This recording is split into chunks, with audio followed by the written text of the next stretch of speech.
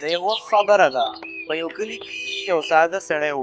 هغه په بازار کې ګرځېدلو. هغه ته پته نه وه چې هغه به یو عجیبه غوندې شی وویني. راشئ راشئ، دا طوطي خاص دی، شانانو په شان خبرې کوي، صرف په لس سیکو باندې. رښتیا ده د انسانانو په شان خبرې کوي.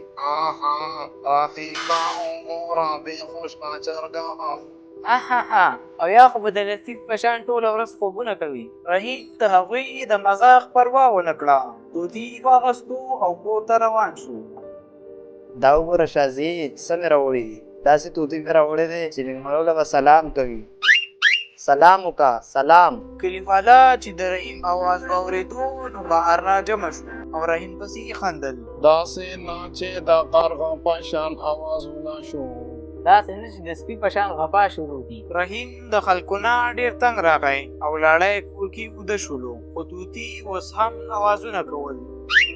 خو شازیه په ذهن کې یو پلان راغی. رحیم چې کله ویده شو نو هغه د طوطي خواته کېناسته.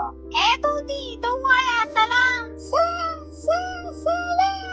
شازیه دې سره ډېره خوشحاله شي. څه وایه؟ کریم کمقل، کریم کمقل. شازیه په خندا شوه ځکه چې طوطي ډېر ژر هر څه زده کول.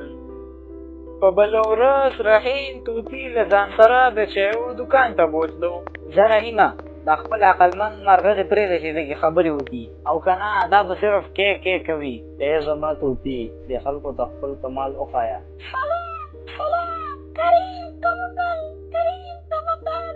احاها، کریمه ځناورو هم پېژندلی. کریم په خپلو خبرو باندې ډېر پښیمانه شو او رحیم هغه وخت ډېر خوشحاله و.